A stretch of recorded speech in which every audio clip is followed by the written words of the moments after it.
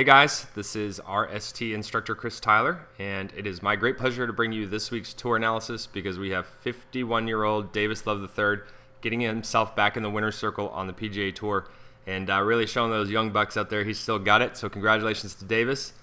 We're going to be focusing in on how Davis still maintains a lot of his speed as he starts to get older. He's always been known as one of the longer players out there, even back in the 80s when he turned professional. And I'm going to show you guys a couple of the key ingredients. So if you've been struggling with losing distance as you're starting to get older, or if you're just looking for a solution to get more speed, then you want to pay close attention to what Davis does here. So let's go ahead and get started.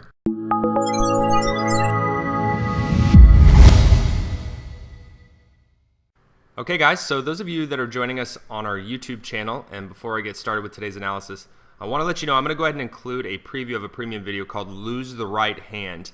This is a great drill that's going to help you get a lot more extension in your golf swing like Davis Love III.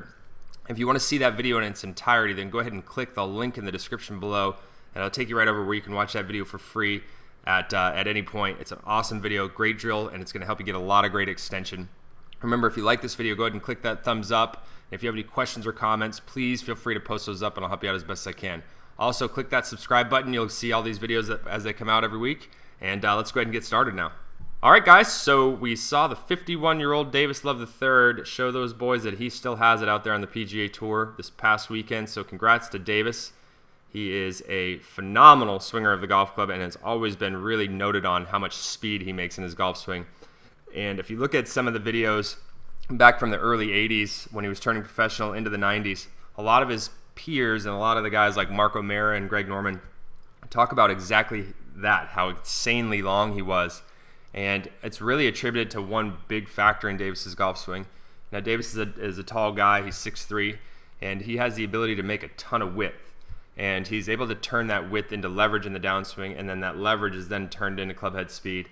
And that's why he's averaging almost 300 yards on the PGA Tour in his 55th. That's awesome. So he's 55th on the list, and so that's pounding it.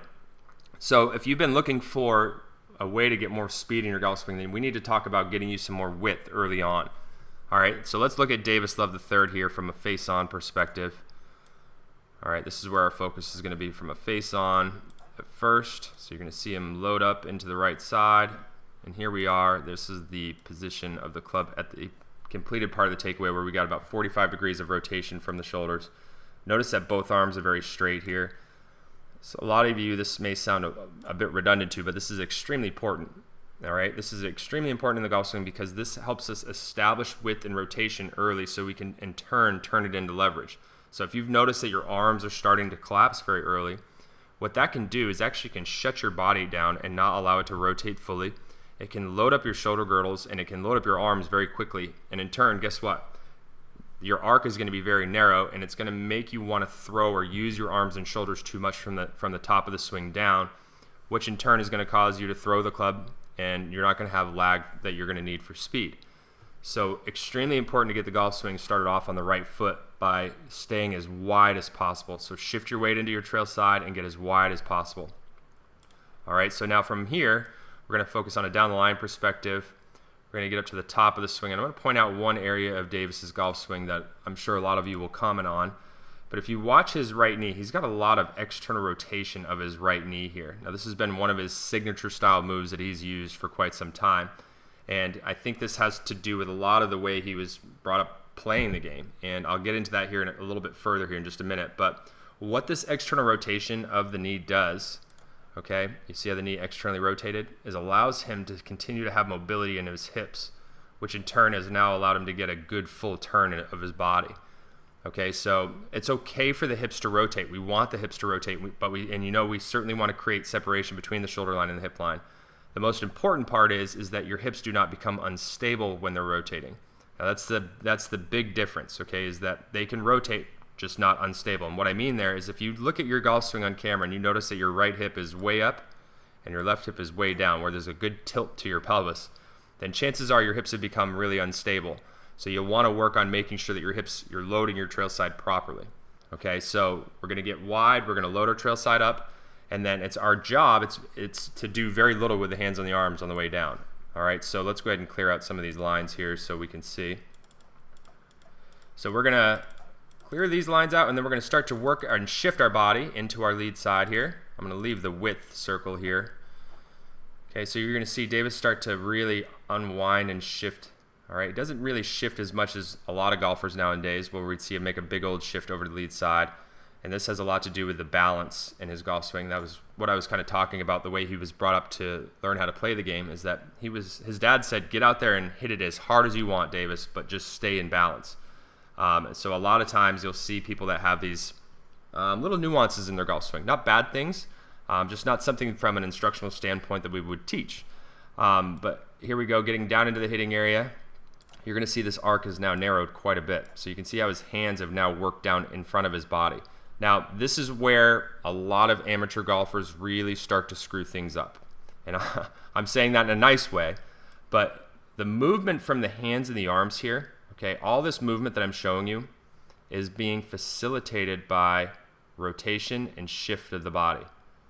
Okay, so all that downward movement of the arms here is being facilitated by the shift in the rotation of the body. This is where amateur golfers tend to do too much with their arms on the way down, and in turn, you start to throw the club out away from you, and you're going to lose lag, and then you're going to get yourself into a much more scoopy-like position in the hitting area, and then after impact, you'll see that your arc starts to narrow, and you can run the risk of having that dreaded chicken wing look.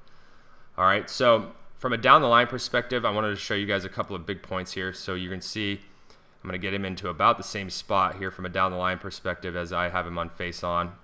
This is pretty much where he's about 3 feet prior to the golf ball. Let me get one more frame. So this club head is about 3 feet prior to the golf ball. Let me get this one over here as well. Okay, so very similar positions here. Now, what I want you to pay very close attention to is watch this right foot and watch this logo on his pants here when he starts to release the club.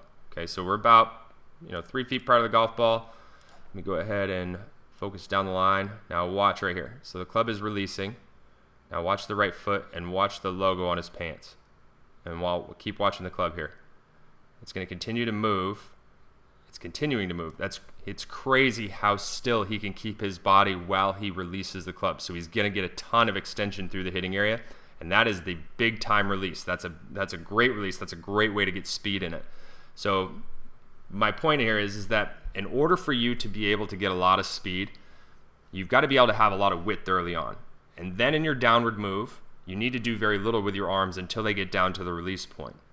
And once you get down to the release point, then just go ahead and let it go. And that is a big, difficult thing for a lot of amateur golfers or a lot of new students to the game even, is because releasing the club feels like you're going to lose control. And that's one of the things that you're just going to have to start to train yourself. And it's really important to do it from a very controlled environment, down in the hitting area, working from hip high to hip high, working on a drill like the 9-3 drill, then working on 5 minutes to a perfect release. Then when you start to work back up into full swing speed, you want to go into a lose the right hand drill. That's going to teach you how to not try to push the club through with the right hand. And in turn, you're going to be able to start to get a lot more full extension, a lot more club head speed. All right, guys, so that's our game plan, is to work on getting width early on in the golf swing. If you've been struggling with width, you want to definitely check out 5 minutes to a perfect backswing. This will help you get into a really good sound position at the top. There's also checkpoints for 5 minutes to a perfect backswing.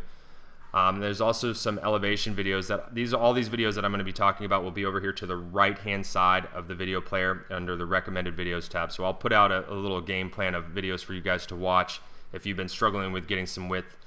Also, make sure that you take a look at the release videos. Take a look at the lose the right hand video. That's a great video to start to teach you how to release the club, let go, and you'll be well on your way to getting a lot of extension here like Davis. So game plan, guys. Get width early on. Make sure you have a good wide takeaway, good load in the right side. Make sure that your hips are stable at the top of your swing so you don't see them on this tilted angle. Okay, you can allow them to rotate, just don't allow them to become unstable. And then try to do very little with your arms on the way down, and until you get to the release point, and you'll be bashing it just like Davis for a long time. All right, guys. So I wish you guys the best. Now get out there and play some great golf. When it comes to releasing the golf club, most golfers do it incorrectly, and it's just the sad nature of the game that because most golfers are right-handed, they play right-handed, they tend to overuse the right hand through the hitting area. The right arm's job is to supply and support the left hand by helping it control the club, but also to support it, supply it with speed. But in order to get speed, you've got to release it. And that's a very important concept to understand in the swing, because most golfers through impact are holding on very tight with the right hand and pushing with the right shoulder and right hand. And so at impact, their right hand's very tight on the club and the left hand's kind of being driven around a little bit, and it's very common for that to start to break down if they incorrectly flip that right wrist. The reality is that your right hand through impact is done. In fact, I actually feel like I'm just barely holding onto the club with the right hand at all as a subjective reference for you. And I want my golfers to feel the same, that they're releasing that right hand. So if you think about the throw the ball drill, we talk about going to the top and then firing that right arm. At some point when you're throwing that ball, you're releasing the golf ball, right? When you're doing the throw the ball drill. You've got to feel the same way with the golf club. If you just try to do the throw the ball drill and hold on to it, well, obviously the ball is never going to release. You're never going to get any speed out of the ball. It defeats the purpose of the drill. Same thing's true in the golf swing.